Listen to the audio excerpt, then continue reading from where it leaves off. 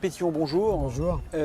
À l'heure du tout numérique, à l'heure de l'immédiateté, est-ce qu'il y a une nécessité de repenser le travail de dessinateur pour un hebdomadaire, en l'occurrence le Canard enchaîné?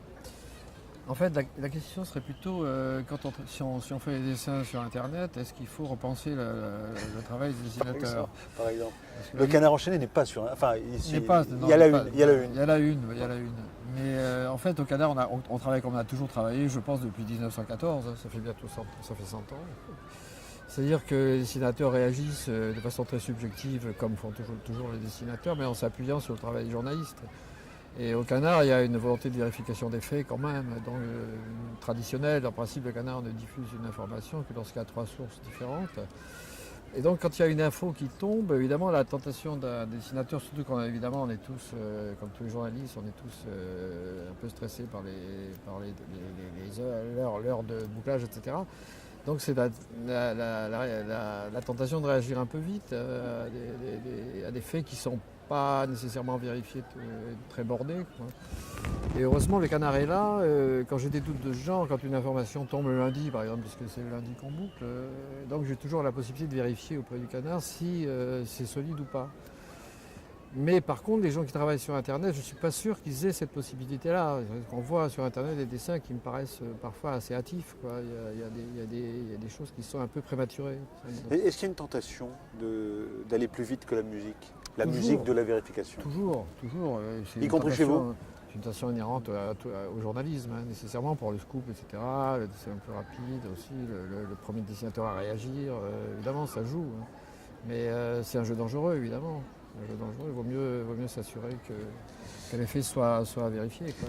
René Pétillon, vous êtes autodidacte et je me disais aujourd'hui, quelle est la parenté qui existe entre le Baron Noir et Jacques Palmer?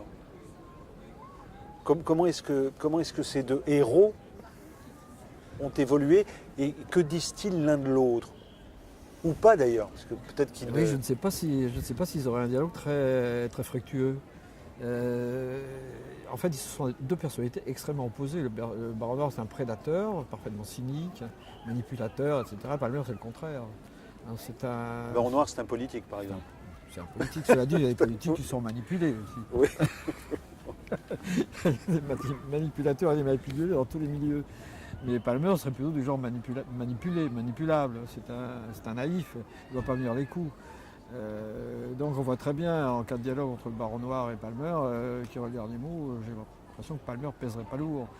Mais en même temps, la fraîcheur, la maladresse et la naïveté, ça peut arriver, ça peut donner de très bons résultats. Dans le jeu politique par exemple, les cyniques, les arrivistes, on les voit venir assez vite quand même. Et ils peuvent être déconsidérés de façon définitive aussi. Vous trouvez qu'on les voit venir très vite et qu'on peut les éviter? On peut pas. Les imposteurs, dirait Roland Gori par exemple. Oui, il y a certains c'est clair quand même.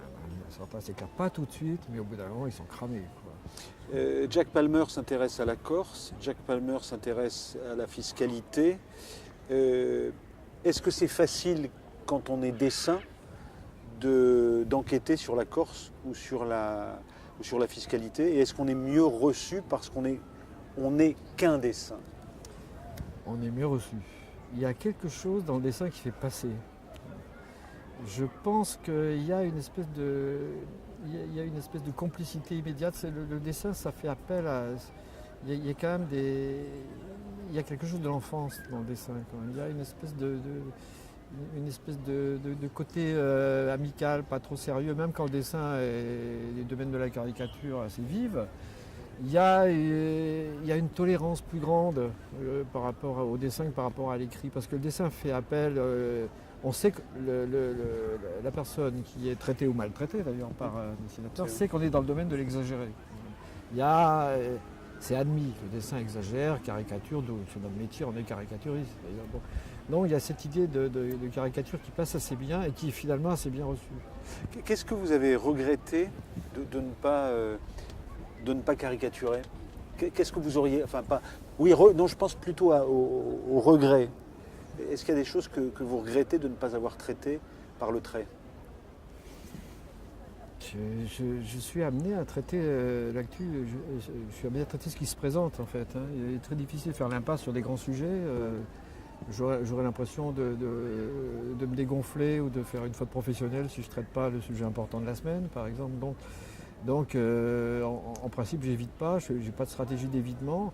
La difficulté, c'est quand un événement est carrément dramatique, et Dieu sait qu'on est servi, et c'est de trouver l'angle qui ne soit pas un angle insupportable, quoi. Même dans les situations dramatiques, je ne dirais pas par chance, mais dans les situations dramatiques, il y a parfois des à côté comme ça un peu cocasses, etc., qui permettent de traiter le sujet sans rajouter dans le drame, quoi. J'ai deux dernières questions. La première, concerne, alors moi, ce que j'appellerais la rage du trait. C'est-à-dire que, est-ce que parfois, parce que le sujet va au-delà du trait d'humour, mais touche le citoyen que vous êtes aussi, est-ce que vous avez envie parfois d'être méchant dans le trait, donc c'est pas de casser la mine par exemple? Ça m'arrive très souvent.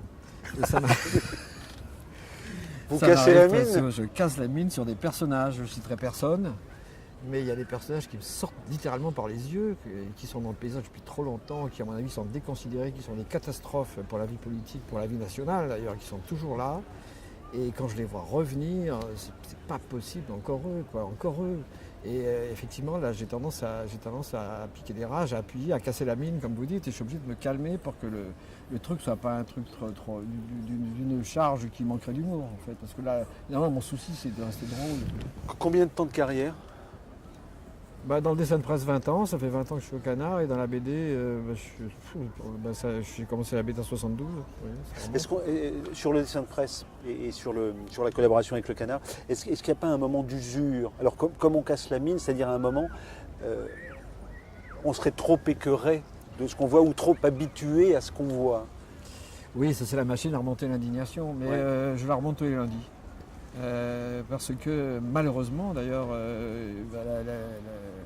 le monde d'aujourd'hui donne tellement matière à s'énerver, à s'indigner, que j'ai pas besoin de faire beaucoup d'efforts pour m'indigner le lundi matin. Mais je pense qu'il faut une part d'indignation pour faire du bon dessin de presse. Et là vous êtes indigné par quoi? On est le week-end, lundi c'est dans 36 heures, il y a déjà quelque chose qui arrive? J'aurais tendance à dire, sans vouloir être pompeux et trop sérieux, mais c'est le monde tel qu'il va, quoi. Aujourd'hui, ça suffit. Ça me